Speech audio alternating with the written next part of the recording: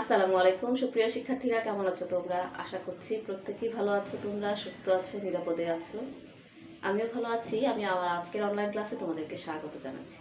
আমি রুমানা আক্তার, প্রভাষক হিসাব বিজ্ঞান বিভাগ, ঢাকা কলেজ, ঢাকা। আমি তোমাদেরকে পড়াচ্ছি বিজনেস অ্যান্ড কমার্শিয়াল ল কোর্সটি, এবং এই কোর্সটির আমার আলোচ্য বিষয় দ্য ট্রেডমার্ক অ্যাক্ট 2009। আসলে ট্রেডমার্ক সম্পর্কে তোমাদের সাথে আমি অনেক দিন যাবত ক্লাস নিচ্ছি, প্রায় 15টা ক্লাস হয়েছে আমাদের এই টপিকটার উপরে, অর্থাৎ এই ট্রেডমার্ক অ্যাক্টসের উপরে। তো আজকে আমি এই ট্রেডমার্ক অ্যাক্টসের 46 ধারা সম্পর্কে আলোচনা শুরু করব। তো আমরা একটু দেখে নিই, বোর্ডে আমি 46 ধারার টপিকটা সম্পর্কে লিখে রেখেছি যে আমাদের আলোচনা কি রয়েছে এই 46 ধারায়। দেখো, power of register user to take proceedings against infringement, অর্থাৎ একজন নিবন্ধিত ব্যবহারকারী তার যে ট্রেডমার্কটি রয়েছে সেটির লঙ্ঘন উপলক্ষে, মানে ট্রেডমার্কটির যে তার উপর যে স্বত্বাধিকারীর যে অধিকার রয়েছে বা নিবন্ধিত ব্যবহারকারীর যে অধিকার রয়েছে, সেই অধিকারটাকে যদি কোনো কারণে লঙ্ঘন করা হয় বা লঙ্ঘিত হয়, তাহলে সে কিভাবে মামলা দায়ের করতে পারে, মূলত এই বিষয়টাতেই, মানে এই বিষয়টা নিয়েই 46 ধারায় আলোচনা। তাহলে আমরা একটু দেখি। বলা হয়েছে, দেখো 46-এর 1 উপধারায়, subject to any agreement subsisting between the parties by a registered user of a trademark shall be entitled to call upon the proprietor thereof to take proceedings to prevent infringement thereof, and if the proprietor refuses or neglects to do so within 3 months after being so called upon, the registered user may institute proceedings for infringement in his own name as if he were the proprietor, making the proprietor a defendant. তো তোমরা দেখতেই পাচ্ছ বোর্ডে যে 46 ধারা সম্পর্কে লেখা রয়েছে। এই ধারাটি যদি আমরা বিশ্লেষণ করি তাহলে কি পাই? এখানে যদি আমরা এটা বিশ্লেষণ করি তাহলে পাচ্ছি যে একজন রেজিস্টার্ড ইউজার বা নিবন্ধিত ব্যবহারকারী যদি তার যে ট্রেডমার্কটি রয়েছে, যেটির জন্য সে নিবন্ধিত ব্যবহারকারী হিসেবে অনুমোদন পেয়েছে, মূলত তার কথা, মানে তার মামলা করার উপরেই আসলে এই কথাটি বলা হয়েছে। তাহলে আমরা এটার একটু বিশ্লেষণটা দেখে নিচ্ছি যে যদি পক্ষগণ, মানে এক বা একাধিক পক্ষগণের মধ্যে চুক্তি স্বাক্ষরিত হয়। এখন চুক্তিটা কিভাবে স্বাক্ষরিত হয়? যদি কোনো ট্রেডমার্কের স্বত্বাধিকারী, অর্থাৎ নিবন্ধিত স্বত্বাধিকারী যদি একাধিক পক্ষগণের মধ্যে চুক্তি সম্পাদন করে যে এই ট্রেডমার্কটি একাধিক পক্ষ ব্যবহার করতে পারবে, তো সেক্ষেত্রে যদি কোনো নিবন্ধিত ব্যবহারকারী থাকে, অর্থাৎ এই যে একাধিক পক্ষর মধ্যে তো একজন স্বত্বাধিকারী আর বাকিরা হচ্ছে নিবন্ধিত ব্যবহারকারী, তো এই নিবন্ধিত ব্যবহারকারীর মধ্যে কোনো একজন নিবন্ধিত ব্যবহারকারীর যদি এমন মনে হয় যে ট্রেডমার্কটি লঙ্ঘন হচ্ছে, ট্রেডমার্কটির ওপর তাদের অধিকার লঙ্ঘন হচ্ছে, এবং এই ট্রেডমার্ক লঙ্ঘন রোধকল্পে সেই নিবন্ধিত ব্যবহারকারী যদি স্বত্বাধিকারীকে অনুরোধ করে মামলা দায়ের করার জন্য, এবং স্বত্বাধিকারী যদি 3 মাস অতিক্রম হয়ে যাওয়ার পরেও মামলা না করে অথবা মামলা করতে অবহেলা করে, তাহলে সেক্ষেত্রে যিনি নিবন্ধিত ব্যবহারকারী রয়েছেন তিনি স্বত্বাধিকারীকে বিবাদী করে নিজ নামে ওই মামলাটি করতে পারবেন। আমি আবার বলছি, যিনি নিবন্ধিত ব্যবহারকারী রয়েছেন তিনি স্বত্বাধিকারীর বিরুদ্ধে, অর্থাৎ নিবন্ধিত যে স্বত্বাধিকারী রয়েছে ট্রেডমার্কটির, তাকে বিবাদী করে ওই মামলাটি করতে পারবেন, এবং এক্ষেত্রে এই নিবন্ধিত ব্যবহারকারীকে এমনভাবে প্রতীয়মান হবে যে তিনি আসলে ওই মানে ট্রেডমার্কটির স্বত্বাধিকারী। আমি বলছি প্রতীয়মান হবে, যদিও স্বত্বাধিকারী তো একজন ব্যক্তি রয়েছেনই, আর নিবন্ধিত ব্যবহারকারী মামলাটি এমনভাবেই দায়ের করবেন যেখানে মনে হবে যে তিনি স্বত্বাধিকারী। আমার কথা আসলে বোঝা গেছে মনে হয়। তারপরে আমি আরেকটু সহজ করে বলছি যে যখন একাধিক ব্যক্তির মধ্যে একটি ট্রেডমার্ক নিয়ে চুক্তি হয়, তার মধ্যে একজন স্বত্বাধিকারী থাকে, তিনি একাধিক ব্যক্তিকে তার ট্রেডমার্কটি ব্যবহারের অনুমতি প্রদান করে চুক্তি করেন, তখন সেই অনুমোদিত বা রেজিস্টার্ড ইউজার, মানে নিবন্ধিত ব্যবহারকারী ট্রেডমার্ক লঙ্ঘনের রোধকল্পে মামলা দায়ের করতে পারে যদি স্বত্বাধিকারী মামলা দায়ের না করে, এবং সেখানে নিবন্ধিত ব্যবহারকারী এই স্বত্বাধিকারীকে বিবাদী করে মামলা দায়ের করতে পারে। এই হলো আমার ৪৬-এর ১ উপধারার কথা। এবার আসি ৪৬-এর ২ উপধারায় কি বলা হয়েছে। Notwithstanding anything contained in any other law, a proprietor so added as defendant shall not be liable for any costs unless he enters an appearance and takes part in the proceedings. অর্থাৎ এখানে যেটি বলা হয়েছে, যদি একজন স্বত্বাধিকারীকে বিবাদী করে মামলা দায়ের করা হয়েই যায়, অর্থাৎ উক্ত মামলাতে যদি কোনো স্বত্বাধিকারী বিবাদী হিসেবে মামলায় অংশগ্রহণ করে, তাহলে এই যে মামলাটা পরিচালনায় অংশগ্রহণ করার কারণে তার যে মানে কোনো উদ্ভূত খরচ থাকলে সেটার জন্য কিন্তু স্বত্বাধিকারী দায়ী হবে না। আমি আবার বলছি, এই মামলাটি থেকে যদি কোনো ধরনের খরচ উদ্ভূত হয় তার জন্য স্বত্বাধিকারী দায়ী হবে না, যেহেতু সে মামলাটি করেনি, মামলাটি করেছে নিবন্ধিত ব্যবহারকারী। তাই এই মামলা হতে যদি কোনো ধরনের খরচ উদ্ভূত হয় সেটার জন্য নিবন্ধিত যে স্বত্বাধিকারী রয়েছে তার কোনো দায় থাকবে না। তো এবার আমরা পড়ব ৪৭ ধারা।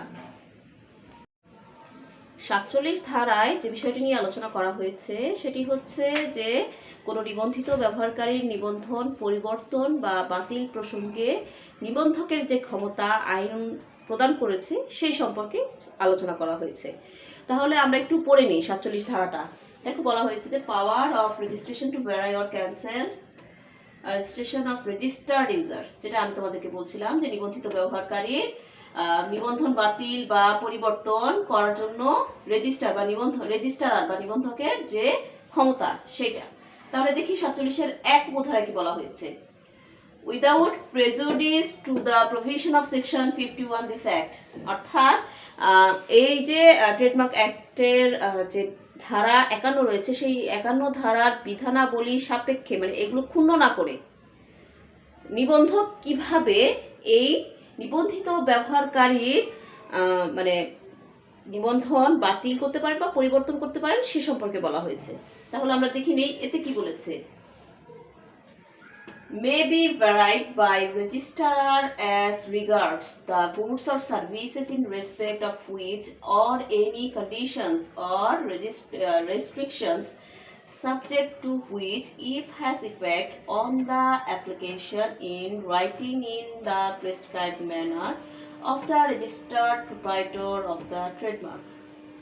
তো এখানে যেটি বলা হয়েছে যে কোনো নিবন্ধিত স্বত্বাধিকারী কর্তৃক নির্ধারিত পদ্ধতিতে বা লিখিত আবেদনের প্রেক্ষিতে একজন নিবন্ধক যিনি নিবন্ধিত ব্যবহারকারী রয়েছেন তিনি যেসব পণ্য বা সেবার জন্য ট্রেডমার্ক ব্যবহারের অনুমতি পেয়েছেন স্বত্বাধিকারীর কাছ থেকে, প্লাস নিবন্ধকের অফিসে নিবন্ধিত হয়েছে, তো তাকে যখন এই ট্রেডমার্কটি ব্যবহার করার অনুমতি দেওয়া হয়েছিল, নিবন্ধিত করা হয়েছিল, সে সময় অবশ্যই কিছু শর্ত কিছু বিধিনিষেধ দেওয়া হয়েছিল। সেই শর্ত বা বিধিনিষেধ নিবন্ধক পরিবর্তন করতে পারবেন।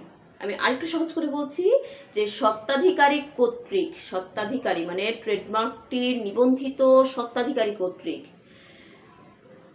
তোমরা অবশ্যই জানো নিবন্ধিত স্বত্বাধিকারীকে, তিনি হচ্ছেন যিনি প্রথমে একটি ট্রেডমার্ক নিবন্ধকের অফিসে নিবন্ধিত করে তার নিবন্ধিত স্বত্বাধিকারী হয়েছেন সেই ব্যক্তি কর্তৃক, অর্থাৎ নিবন্ধিত স্বত্বাধিকারী কর্তৃক যদি কোনো লিখিত আবেদন থাকে নির্ধারিত পদ্ধতিতে, তাহলে সেই আবেদনের প্রেক্ষিতে কিন্তু নিবন্ধক এই যে নিবন্ধিত ব্যবহারকারী রয়েছে তার নিবন্ধনের যে শর্ত বা বিধিনিষেধগুলো ছিল সেগুলো পরিবর্তন করতে পারে। এখন নিবন্ধক চাইলেই যে করবে তা কিন্তু না, এখানে সেটাই স্পষ্ট বলে দেওয়া হয়েছে যে নিবন্ধিত স্বত্বাধিকারী কর্তৃক নির্ধারিত পদ্ধতিতে লিখিত আবেদন সাপেক্ষে। ঠিক আছে, তার মানে কখন নিবন্ধক একজন নিবন্ধিত ব্যবহারকারীর নিবন্ধন পরিবর্তন করতে পারে, যখন নিবন্ধিত স্বত্বাধিকারী কর্তৃক আবেদনপত্র নিবন্ধক পায় এবং সেখানে যদি শর্ত বা বিধিনিষেধ পরিবর্তনের জন্য আবেদন করা হয়ে থাকে, সেই সাপেক্ষে নিবন্ধক নিবন্ধিত ব্যবহারকারীর এই শর্ত বা বিধিনিষেধগুলো পরিবর্তন করতে পারে। এবার আসি বিতে কি বলা হয়েছে। দেখো may be cancelled by the registrar on the application in writing in the prescribed manner of the registered proprietor or of the registered user or of any other registered user of the trademark. অর্থাৎ 47-এর 1 উপধারার বিতে যেটি বলা হয়েছে সেটি হচ্ছে কোনো নিবন্ধিত স্বত্বাধিকারী কর্তৃক বা নিবন্ধিত ব্যবহারকারী কর্তৃক, অর্থাৎ একজন নিবন্ধিত স্বত্বাধিকারীর সাথে যদি একাধিক পক্ষের সাথে এই যে মানে তার ট্রেডমার্কটি ব্যবহারের অনুমতি প্রদানের চুক্তি হয়ে থাকে, তার মানে এখানে নিবন্ধিত ব্যবহারকারী কয়জন? একের অধিক। তো সেজন্যই বলা হচ্ছে যে কোনো নিবন্ধিত স্বত্বাধিকারী বা কোনো নিবন্ধিত ব্যবহারকারী কর্তৃক নির্ধারিত পদ্ধতিতে লিখিত আবেদনের প্রেক্ষিতে নিবন্ধক যার বিরুদ্ধে মানে এই নিবন্ধন বাতিলের জন্য আবেদন করা হয়েছে সেই সংশ্লিষ্ট নিবন্ধিত ব্যবহারকারীর নিবন্ধন বাতিল করতে পারে। তাহলে আমি সহজ করে বলি, সহজ করে হচ্ছে এটা যে যখন একজন নিবন্ধিত স্বত্বাধিকারী ব্যক্তির সাথে একাধিক পক্ষগণের মধ্যে ট্রেডমার্ক ব্যবহারের চুক্তি হয়, সেক্ষেত্রে যদি একজন ব্যক্তি কোনো কারণে ট্রেডমার্কটি লঙ্ঘন করে বা ট্রেডমার্কের অধিকার লঙ্ঘন করে, তাহলে সেই লঙ্ঘন রোধ করবে যদি স্বত্বাধিকারী বা কোনো নিবন্ধিত ব্যবহারকারী যে কেউ যদি নির্ধারিত পদ্ধতিতে লিখিত আবেদনের লিখিত আবেদন প্রদান করে হচ্ছে নিবন্ধকের নিকট, তাহলে নিবন্ধক বিবেচনা করে যদি দেখেন যে হ্যাঁ যিনি মানে এই নিবন্ধিত ব্যবহারকারী এই নিবন্ধনকে লঙ্ঘন করছে, ট্রেডমার্কটি ব্যবহারকে লঙ্ঘন করছে, তাকে কিন্তু মানে তার নিবন্ধনটাকে বাতিল করে দিতে পারেন। তো এটাই হচ্ছে কথা যে নিবন্ধক আবেদনের প্রেক্ষিতে নিবন্ধিত ব্যবহারকারী কি করতে পারে? আবেদন বা নিবন্ধন বাতিল করতে পারে। এবার আসি C, may be cancelled by the registrar on the application in writing in the prescribed manner of any person or any of the following grounds, namely অর্থাৎ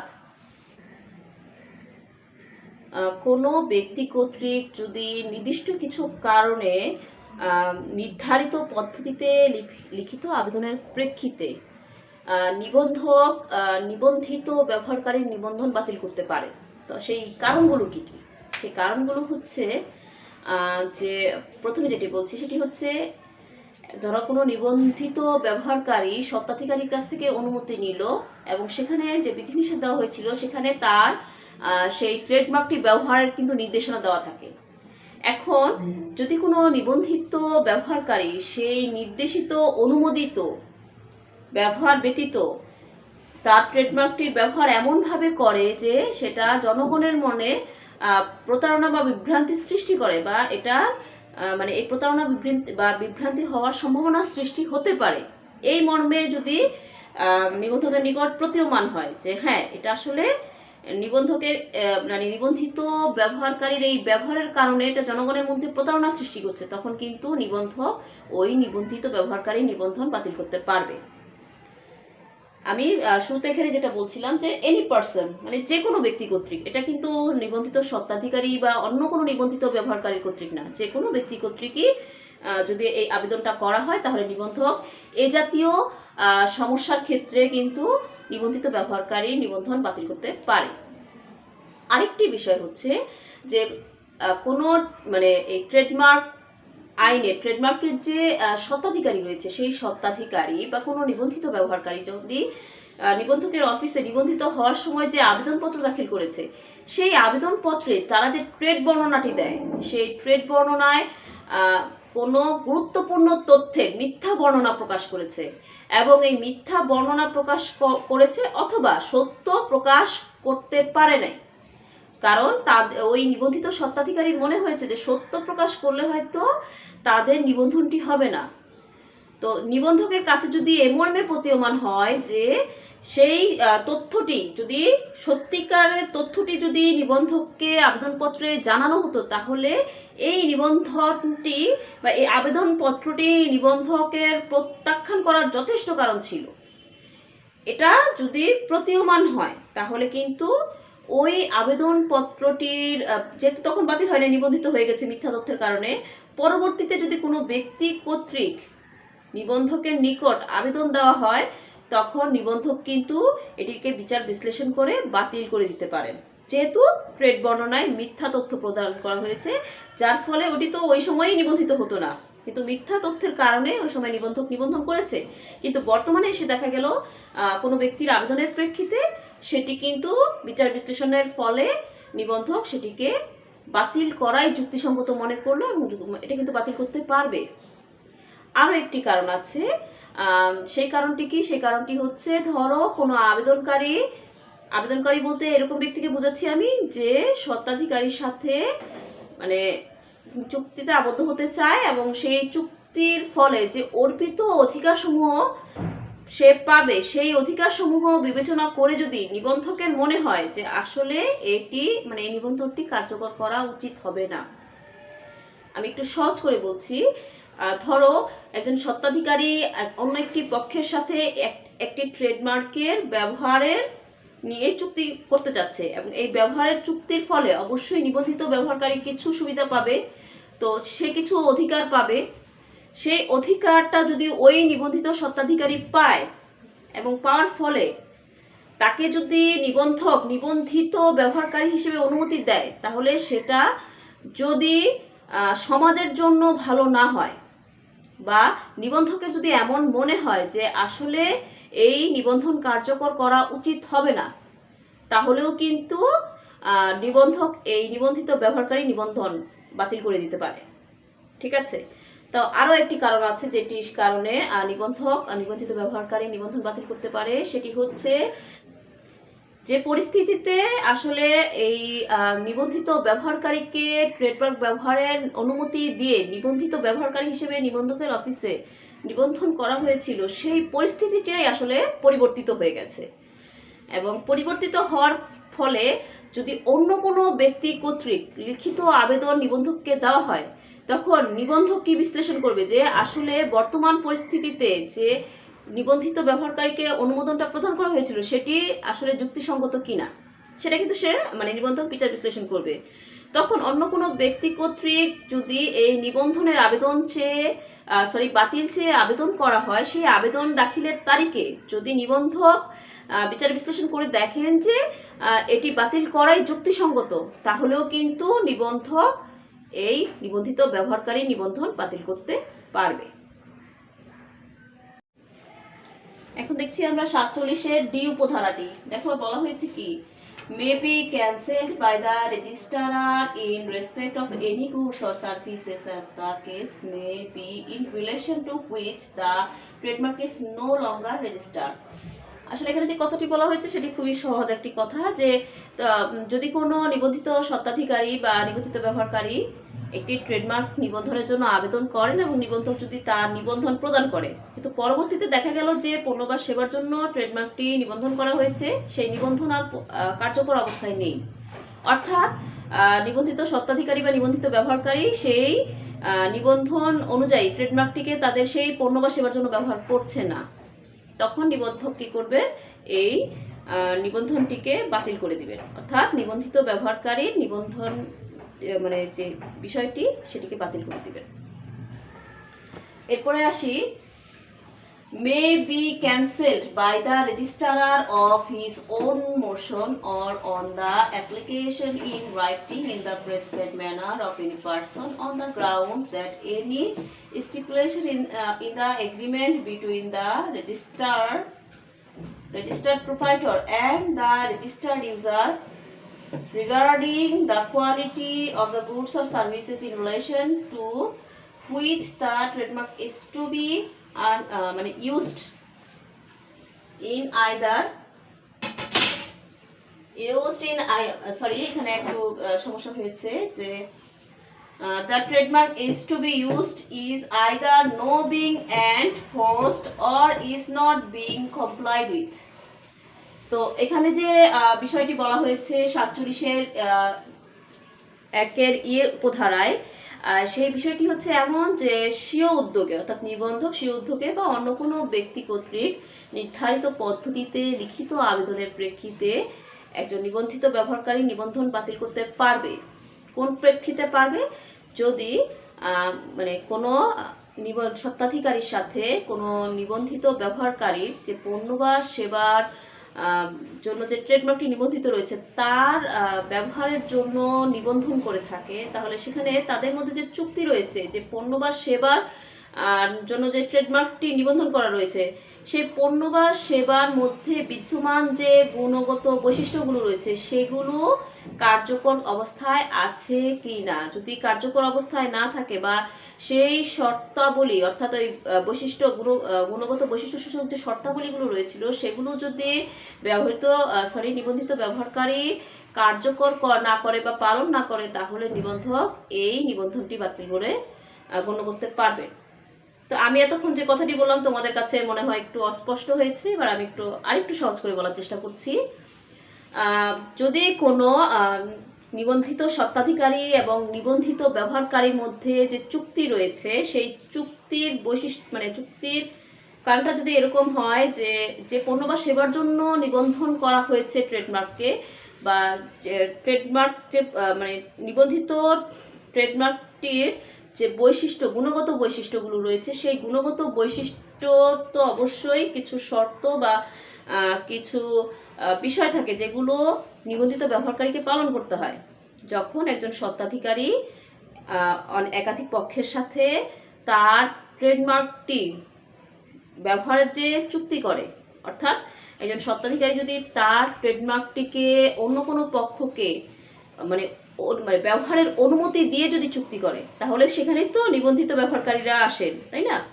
তো এই যখন যে পণ্য বা সেবার জন্য নিবন্ধিত ট্রেডমার্ক রয়েছে সেই ট্রেডমার্কটির ক্ষেত্রে যদি এরকম নিবন্ধিত স্বত্বাধিকারী আর নিবন্ধিত ব্যবহারকারীর মধ্যে চুক্তি হয় তাহলে এখানে ওই যে পণ্য বা সেবার জন্য চুক্তিটি হয়েছে অর্থাৎ পণ্য বা সেবার ট্রেডমার্কটির জন্য চুক্তি হয়েছে, তাহলে পণ্য বা সেবার অবশ্যই কিছু গুণবাচক বৈশিষ্ট্য ট্রেড বর্ণনায় ছিল। তো সেখানে যে বৈশিষ্ট্যগুলো নিয়ে অনুমোদিত ব্যবহারকারীর সাথে নিবন্ধিত স্বত্বাধিকারীর চুক্তির বিষয়টা অবশ্যই উল্লেখ ছিল যে পণ্য বা সেবার ক্ষেত্রে কি কি বৈশিষ্ট্য বিদ্যমান রাখতে হবে, তখনই তারা এই ট্রেডমার্কটি ব্যবহার করতে পারবে। তো ওই যে বৈশিষ্ট্য বা শর্তগুলো যেগুলো নিবন্ধিত ব্যবহারকারীকে অবশ্যই পালন করতে হবে সেই বিষয়গুলো সেই শর্তগুলো যদি নিবন্ধিত ব্যবহারকারী পালন না করে তাহলে নিবন্ধক তার নিবন্ধন বাতিল করে দিতে পারবে। এক কথায় কি বলা যায়? এক কথায় বলা যাচ্ছে যে ট্রেডমার্কটি যে পণ্য বা সেবার জন্য নিবন্ধিত হয়েছে সেই পণ্য বা সেবার যে বৈশিষ্ট্যগুলো ট্রেড বর্ণনায় লেখা হয়েছিল সেই বৈশিষ্ট্যগুলোর মধ্যে যে বৈশিষ্ট্যগুলোকে নিয়ে নিবন্ধিত স্বত্বাধিকারী এবং নিবন্ধিত ব্যবহারকারীর মধ্যে চুক্তি রয়েছে সেই বৈশিষ্ট্যগুলো নিবন্ধিত ব্যবহারকারী যদি পালন না করে থাকে তাহলে নিবন্ধক তার নিবন্ধন বাতিল করে দিতে পারবে। তো এরপরে আসি 47(2) ধারায় কি বলা হয়েছে? The registrar shall issue notice in the prescribed manner of the every application under this section to the registered proprietor and each registered user not being the applicant of the trademark.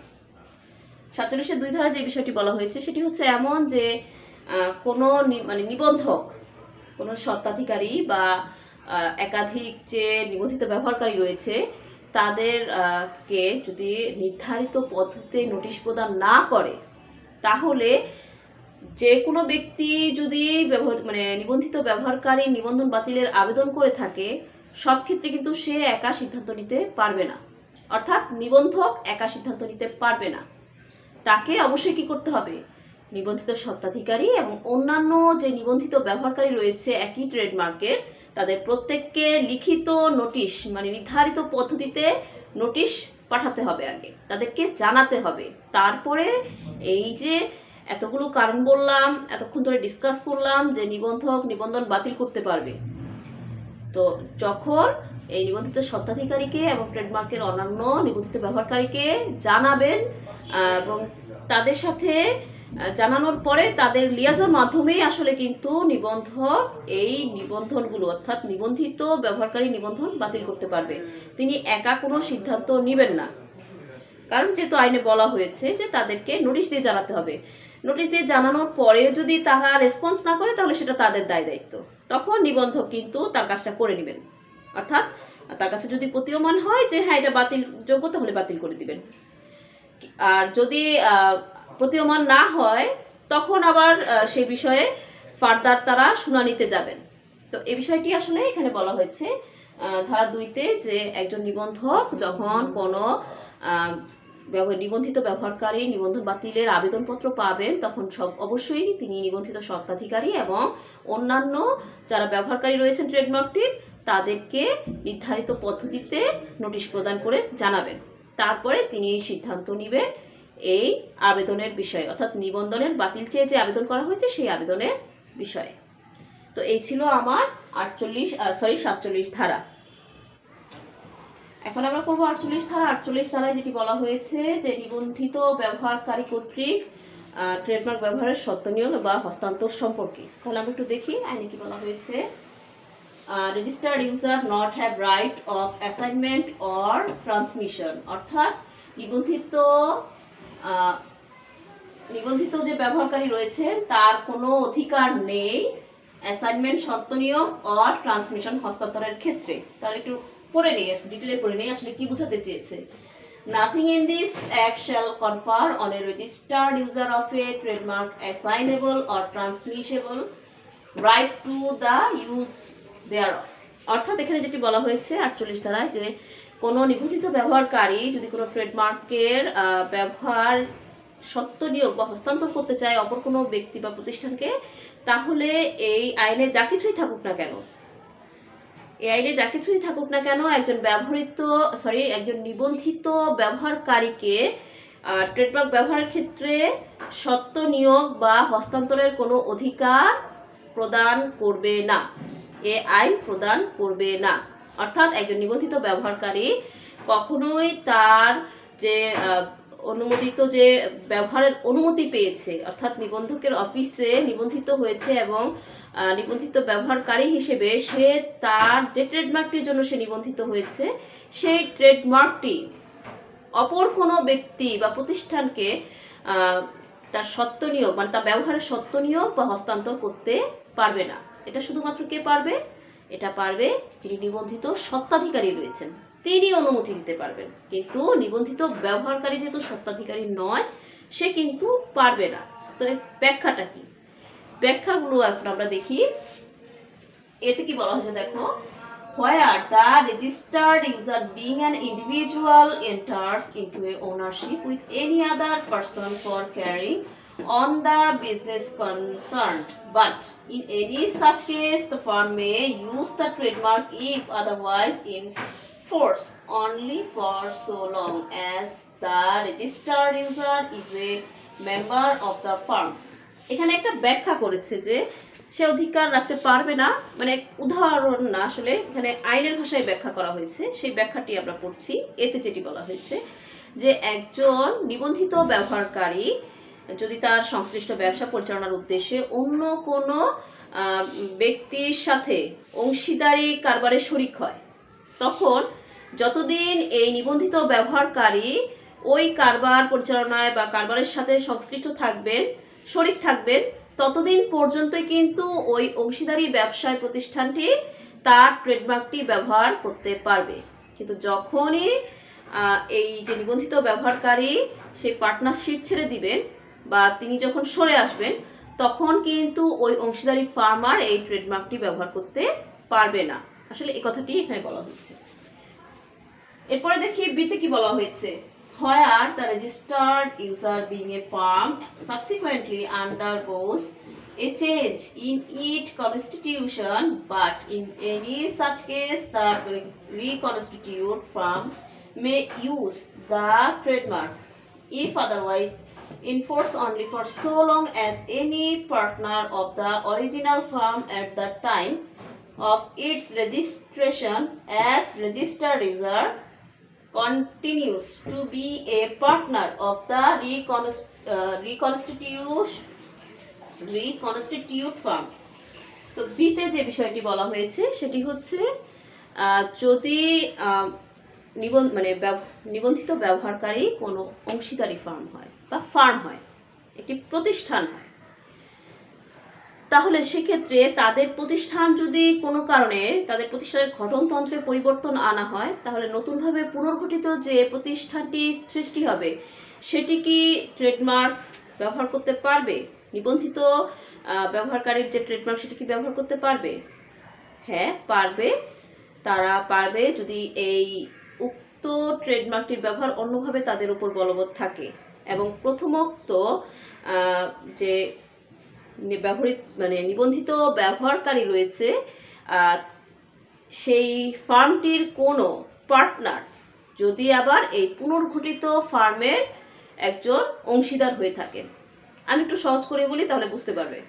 ধরো 4 জন বন্ধু মিলে একটা farm করেছে এবং সেই ফার্মটি হচ্ছে একটা ট্রেডমার্কের নিবন্ধিত ব্যবহারকারী হিসেবে নিবন্ধিত হয়েছে। অর্থাৎ তাহলে এই 4 জন পার্টনারের যে অংশীদারি ফার্মটা রয়েছে সেই ফার্মটা হচ্ছে এখন একটা একক এন্টিটি যেটা নিবন্ধিত ব্যবহারকারী। এখন কোনো কারণে এই অংশীদারি ফার্মটা গঠনতন্ত্রে পরিবর্তন আনা হলো এবং এটি অন্য একটি কোম্পানিতে রূপান্তরিত হলো এবং দেখা গেল যে এখানে পুরাতন যে 4 জন পার্টনার ছিল তার মধ্যে একজন পার্টনার অ্যাড আছে। এই নতুন পুনর্গঠিত যে ফার্মটি গঠিত হলো তার মধ্যে পুরাতন ফার্মের একজন পার্টনার অ্যাড আছে। এখন ওই একজন পার্টনার কি সেই